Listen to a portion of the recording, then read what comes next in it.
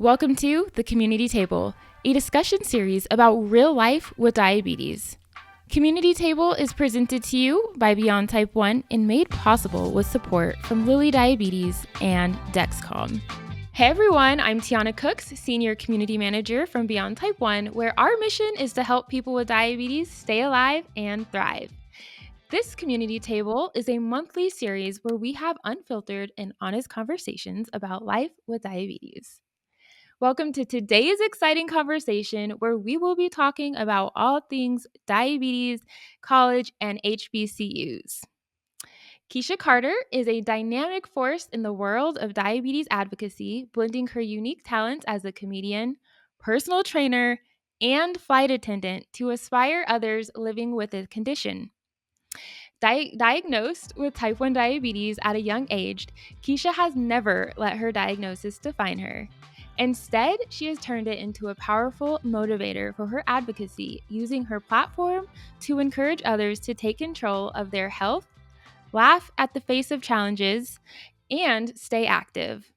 Whether she's sharing the stage with fellow comedians, speaking at a diabetes conference, or chatting with passengers mid flight, Kesha seamlessly integrates her personal experiences with diabetes into her message, proving that managing the condition doesn't have to be dull or a daunting task. She literally does it all. I mean, I just told her, I'm like, what don't you do? Kesha, thank you so much for joining us today. My pleasure, guys. It's been way too long. Truly, it really has. Well, I'm excited to learn more about your college experience. I wish I had an opportunity to go to an HBCU growing up, and that was like a dream of mine. So I can't wait to learn more about your experience in college. And I know you spent a lot of time on an HBCU campus. Would you mind sharing that experience with us? So I went to Texas Wesleyan University in Fort Worth, Texas, which wasn't too far from one of the HBCUs called Paul Quinn College in Dallas. And because of the different organizations I was in, we were always on between TCU, Texas Wesleyan, UNT, Texas Women's, and Paul Quinn College. There was like so much going on. And being an African American or being black on campus Hmm. was a unique experience. And then you add being black on campus with diabetes, so it's like you're gonna stand out. Right. But how do you accept the standout part? Hmm. That's good. Yeah. So you did spend a lot of your time though, um, at both schools, kind of? Yes. Okay. That's nice. That's really nice. What do you think the challenges were that you faced when you were managing your diabetes at college? When I was in college, the ever so loving continuous glucose monitors that we all know and love that are now attached to majority of our bodies was not around.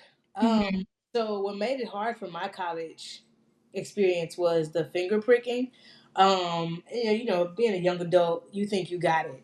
You just, Right. you put your hand up and down, you check to see if you're thirsty. Am I having any symptoms? No, then I'm fine. Then you try to keep going, and then usually that smacks you in the head with either a high or a low blood sugar. So that was you literally the blood sugar monitoring was probably my major like wall I ran into often. Mhm. Yeah, I mean, you already said that it was a challenge being one of the only people that probably look like you at your college, but then also having type 1 diabetes on top of that. I can't even imagine like all and then college is just another level of like stress. I do Yeah. miss college. I'm not gonna lie, I do miss college sometimes. But the classes. And then I think the difference between like college and high school, like that transition, is that like your friends and your teachers and like nobody there knows that you have diabetes. So it's Yeah. like, yeah, it's like a whole new thing that you have to start Yeah. sharing with people again. Yeah. You have to introduce like you said, the transition from grade school to college was so different because went from middle school to high school. I had the same nurse for whatever reason. She went with me from middle school to high school, and I didn't have to keep repeating myself. All of my teachers didn't say, They didn't say, let me know when you're leaving class. It was just, Kesha, you just leave. And we know where you're going. You'll come back when you're done. When you get to college, it's like, now I have to re-explain myself. Yep. Yep. A million different people. And then, we didn't have insulin pumps back. And that sounds so old now. It's not, I didn't have an insulin pump in college. So it's Right. like, when I had to stop and give myself insulin, people would say, like, stigmatizing things like, oh, are you shooting up in public? And it's like, Mhm. I'm kind of trying to live here. Yeah, you're like, "Come on. Right. Kind of Don't trying to say no stay crazy." alive. Nothing crazy. Yeah, yeah. No, I know. I think the stigma that comes along with the diabetes is almost, like, just as challenging as the diabetes itself sometimes, because people always have these assumptions, and sometimes you're sitting there, like, trying to, like, battle warrior, like, fight everybody that has something to say, but then at the same time, you do You know, want people to understand what's going on just in case, God forbid, this ever happens to them or somebody that they love or the next person, they're not asking the same questions and whatnot. yeah. Mhm. I stay So pretty open when it comes to letting people ask me questions about even my devices in public. I stay very open because not diabetes education is easily accessible nowadays. But yeah, when you know somebody, if it's, I happen to be there, right, somebody in front of you and they just ask you a general question, it doesn't hurt to educate. right. No, that's 100% true. Do you feel like there's, like, a stigma in the Black community around diabetes, and maybe that's why, uh, people don't talk about it as much? Oh, most definitely. Mhm. Considering that type 2 diabetes is more tied with being African American, and I get the question, or the not question, I get the comment so hard majority of the time, especially when they find out I'm a personal trainer, it's you don't look like you have diabetes. And I'm like, Mhm. I've never in my life looked like I've had diabetes. Since Right, if there was a look, if we're right, talking about being overweight and stigmatizing obesity with type 2 diabetes, I've never looked right. that stigma. Um, Mhm. I was an underweight child. I've never been an overweight kid or an adult, Right, or a teenager, whatever the case may be. Um, but that's one of the things within the African American community about diabetes that's hard to like face, because it's like diabetes doesn't technically have a look. right. I've met people within the past couple of years that are way smaller than me and Mhm. have type 1 diabetes. Like your organ just doesn't work. I don't know if that has a look. There's no look. I think that's the thing that people that don't have a connection to diabetes are still like they still struggle to understand that, like, this could literally happen to anybody. Like, it Yeah. happens to people who are 3 years old, it happens to people who are 30 years old. Like, there's just no, like, look, there's no age, there's no size. Um and I think that's important. And I feel like, just to empower students, like, what advice would you give to any students attending an HBCU who are struggling to juggle both life and their health and their diabetes management? I would say change your perspective of diabetes for sure. Um, I never ever let anybody think that diabetes was a burden, because I don't treat it like a burden.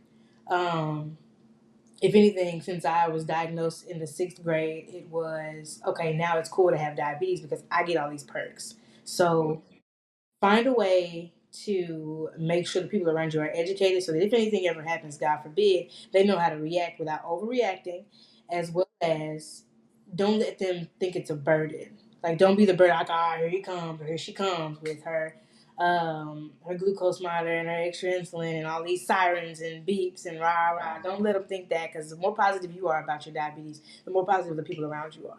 100%. That's so good. And don't be embarrassed about it either, because I feel like sometimes we want to hide it and not show people or tell anybody about it.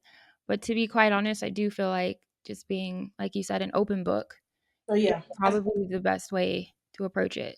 I think the way people like attention so much, if we had this much, because I've had diabetes for 24 years. Back when I was in junior high, we had social media that was this active, and people that I wouldn't say sought for attention so hard Mhm. at anything. Mhm.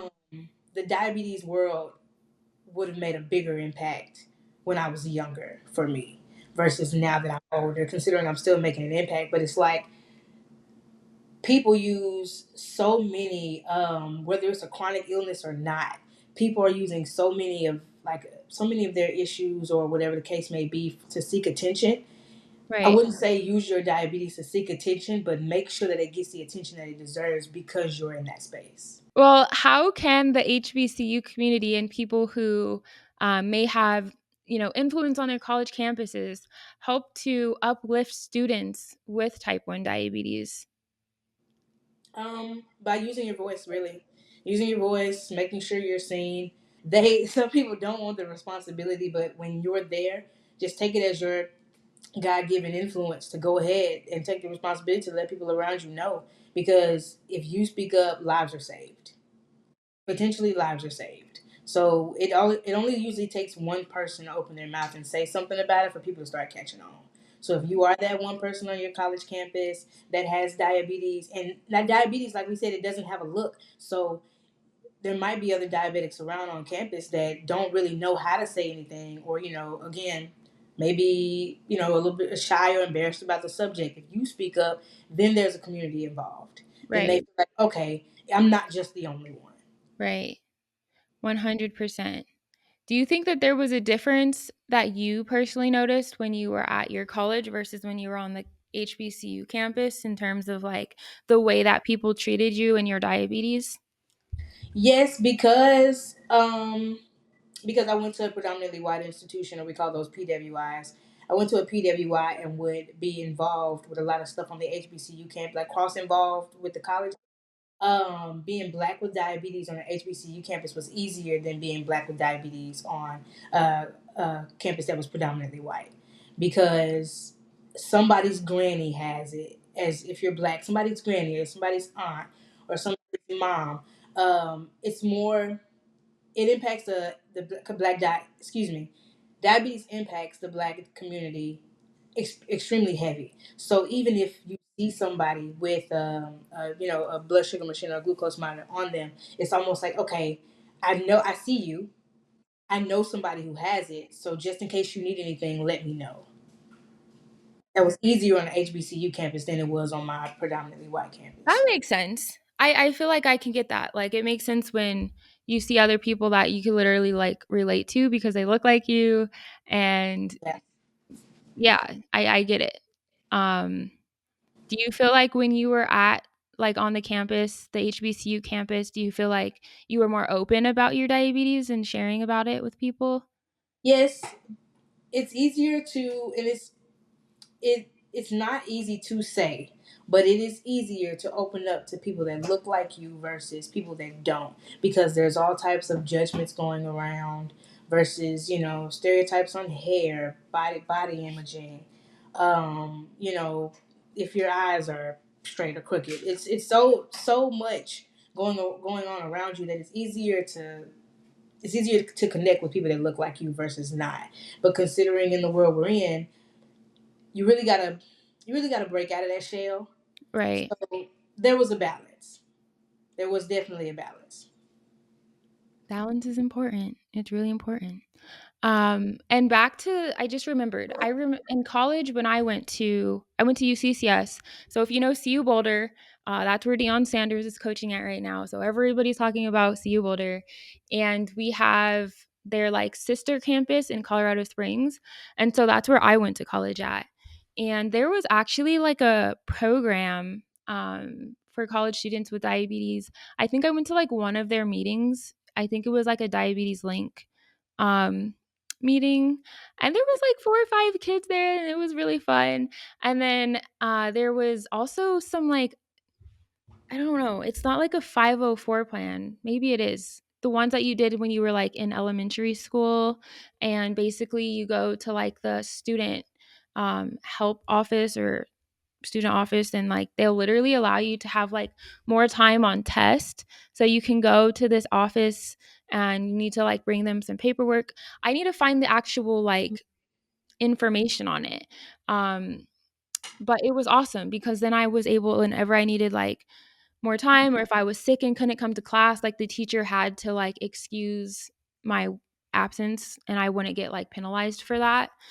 So I would definitely look into that if you are a college student and you're just like with diabetes needing to figure out if there's any accommodations for you. There probably are. Oh yeah. And I say take advantage of them.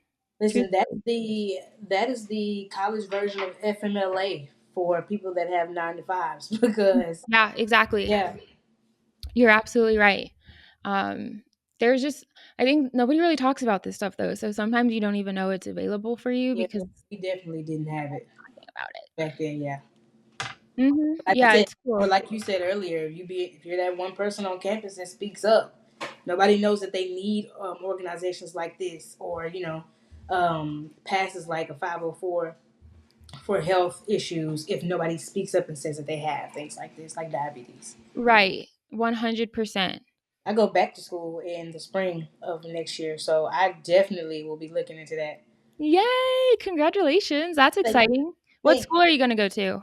I'm going to go to Prairie View A&M University, which is an HBCU here in Houston, Texas. You should have started with that cuz I did not know. Every time you say something it's like I just feel like, "Oh, what?" Right, something new, right? Yeah, that's exciting. What will you be just kind of traveling back and forth or will you like stay near the campus Well, or commute? I live here in Houston, so it would Okay.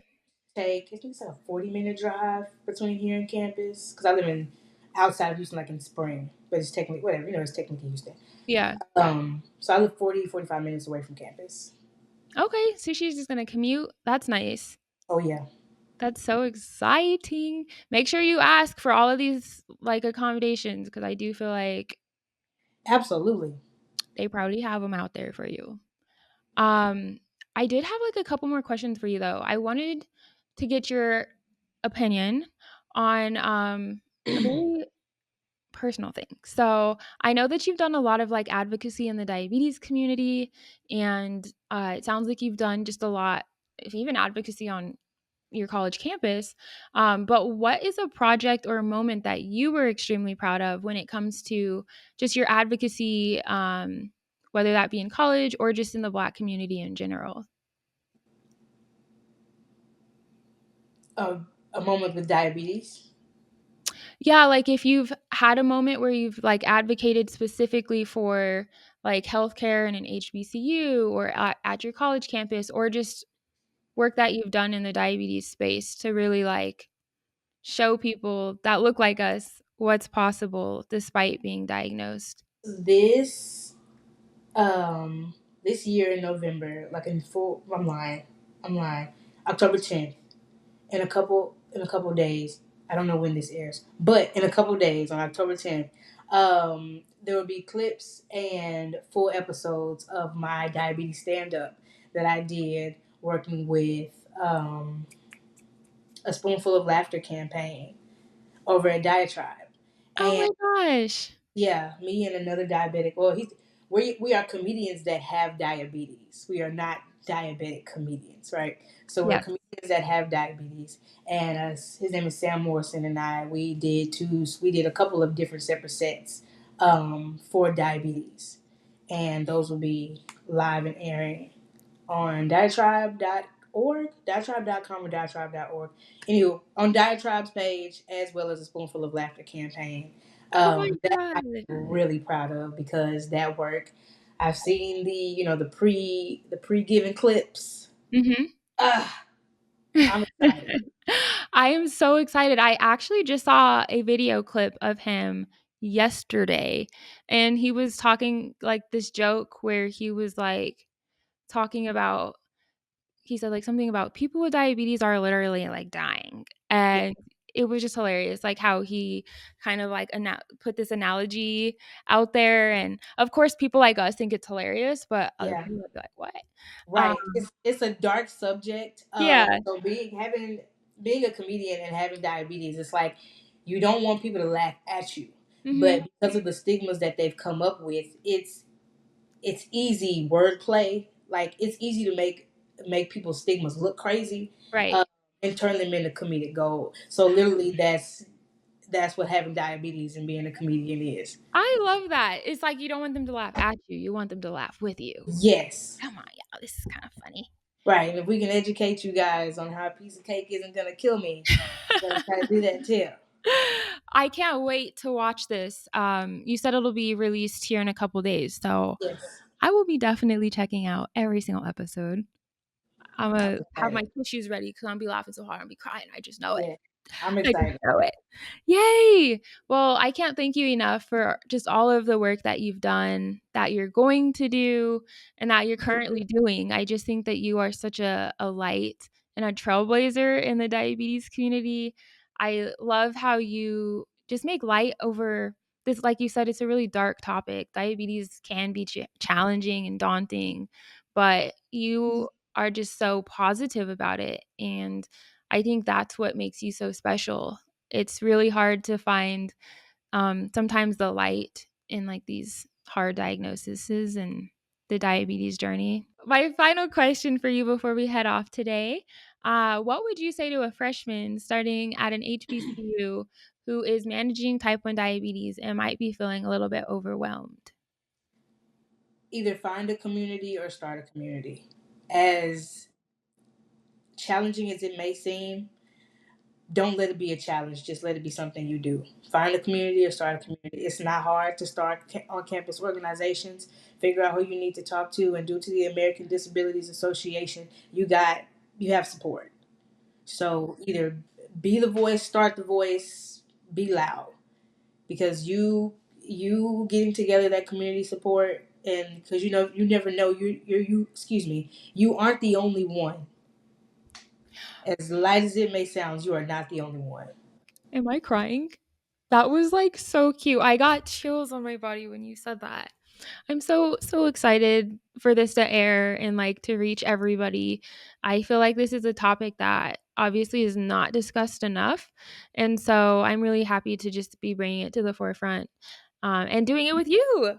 You're my girl. I'm so Mm, excited. mm. I'm so excited for everything that you have going on. And once again, just thank you for your time, your vulnerability, and your advocacy. Thank you to everybody who watched today. Definitely be sure to follow my girl Kesha. Check in on her. She's got a lot of exciting things coming up. And we also recommend becoming a member of the Beyond Type 1 app. Here you will be able to join a community of allies, mentors, and friends impacted by type 1 diabetes. The app is a great way to stay connected with others, share your stories, and find resources for not only living with type 1 diabetes, but also thriving with it. So we hope to see you there. Thank you, Kesha. Love you guys. Bye. Bye. Thanks for listening to this episode of the Community Table, presented by Beyond Type 1 and made possible with support from Lilly Diabetes and Dexcom.